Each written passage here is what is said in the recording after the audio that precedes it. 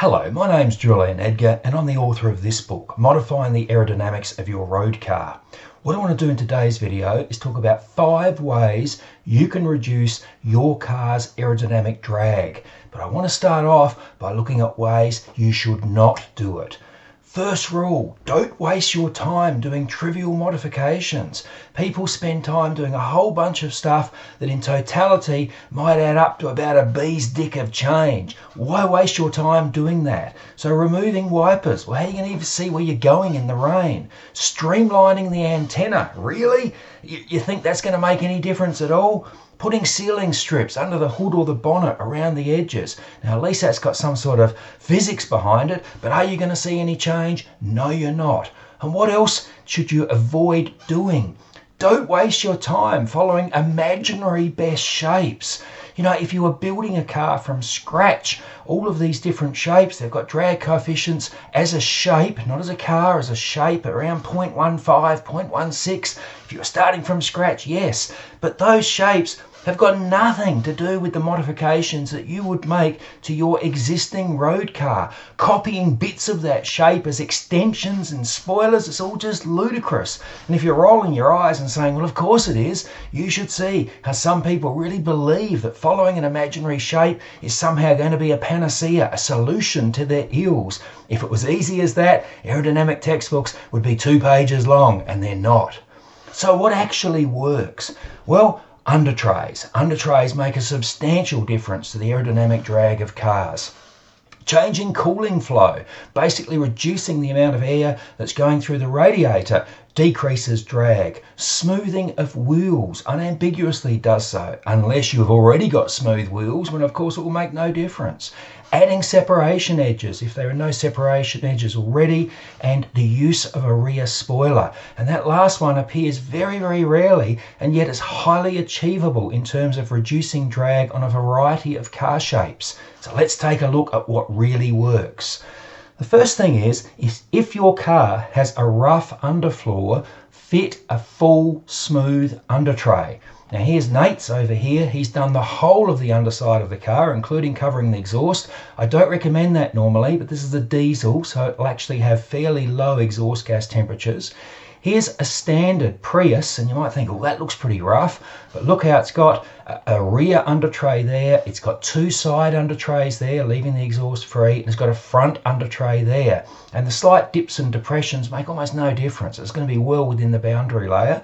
And here's my Honda, a full rear undertray with a slightly sloping upwards diffuser and a full front undertray, and the standard Honda Insight undertrays left either side. If you can smooth the passage of air under your car, you will get less drag, and as a major side benefit, you'll also get less lift. Next one. Decrease the amount of air going through the cooling system if you can get away with doing so. If you live in a really hot country and you are towing major loads, don't do this. And if you do decrease the amount of air going through the cooling system, monitor engine coolant temperature and oil temperature. Now, most people call this a grill blocker, and they make an elaborate cover like this, but there's absolutely no need to spend all that time and effort. If you just get some foam rubber and you put it behind the grill, so that part of the radiator is blocked off, the air will build up in front of that and then go over the top and then go underneath. So you don't actually need this smooth front cover, which is so much work to make look good. And if you want to see a CFD image of that, here's a Jaguar, and you can see it's got radiator blinds here. When they are shut, the air just goes zipping over the top like that, and even when they're open like this, the fact there's a high pressure build up in front of the radiator means a lot of air goes over the top. So when you can make it like a 15-minute job to block off some of the coolant airflow through the radiator, then it makes it really worthwhile. But remember that warning, don't do it in a hot country, don't do it if you are towing big loads. Remember, it will also decrease the effectiveness of all heat exchangers, including the air conditioning condenser and potentially an oil cooler as well. If your car has rough wheels, lots of spokes, lots of things whizzing around, catching the airflow, then look at fitting smoother wheels. Now here, the Honda Insight Gen 1, they did it from the factory, and they are still one of the best design of wheels 20 years after it came out. If you look at modern electric cars, Here's a Hyundai. You can see very few gaps. You've got to look closely and you'll see there's actually very few gaps in that face of that rim. It's largely a flat face rim. It will have very low aerodynamic drag. And here's a couple of pics that someone sent me. I think they did a great job. Here's the open spoke alloy wheel. And here, even though at a glance it looks the same, they've put pizza dishes over the top and then they've put those silver stripes back on the pizza dishes to actually simulate the alloy wheel spokes. Now, a gap around the outside, the latest literature shows that can actually improve aerodynamic drag. It's not a huge negative, and in all road cars, you should have a gap to actually have brake cooling. You'll see almost no factory wheels are fully enclosed, and that's the reason. What about separation edges? Well, all modern cars have got them. Look at this sharp edge down the side where the airflow can separate cleanly and not wrap around the corner. And of course, that top extension is a separation edge as well. And if your car has got a round bum, you can add a separation edge just by one of the rubber extrusions available on eBay for little lip spoilers and stick it down that edge so the airflow can't wrap around the corner. Does it work? My measured pressures show that yes, it does work. And I'll come back to measurement in a moment. What about rear spoilers?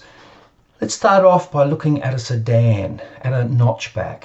If you can increase pressures on that back window, you will reduce drag because that angle of that window has a forward component. If you push on that window, it'll help push the car forward. If you reduce the pull back on that window, the drag will be reduced as well. And this old Hyundai achieved it, a measured change just with that tiny lip. A lip can make a big difference. If you have a coupe-shaped car, this is the spoiler I run on the rear of my Honda Insight, it hasn't increased the size of the wake because that trailing lip is no higher than the original trailing lip, but that change of angle increases pressures on this back window, and that pressure has a forward component. So on a notchback or on a coupe, if you have attached flow down the back of the car and you can change that flow direction, you will increase pressures on the rear of that car. And if you do so without dramatically increasing the wake, you are almost certain to decrease drag. Now, what about on a square back car? Well, in that case, you try and angle it downwards. A rear extension spoiler, it's not really a spoiler, but it's still called that, to decrease the size of the wake. Now, if you were to make it go up, the way that these other ones do, you would increase downwards pressure on the roof, you'd get less lift, but it wouldn't give any forward thrust, it wouldn't give any forward push, would it? So you wouldn't actually be reducing drag. So on a square back, you want to angle it down slightly in order to reduce the size of the wake. How do you come up with that angle? Just do some testing with wall toughs, just do some testing with fuel economy. Remember, following some template or following some guide or some panacea is no guide at all to what the best angle is of that little extension. Modifying the aerodynamics of your road car, you'll find a lot of coverage of these techniques in the book, and car aerodynamic testing for road and track. I show you how you can measure changes resulting from these aerodynamic changes that you are putting into effect, and that's now also available as a Kindle download. Thank you.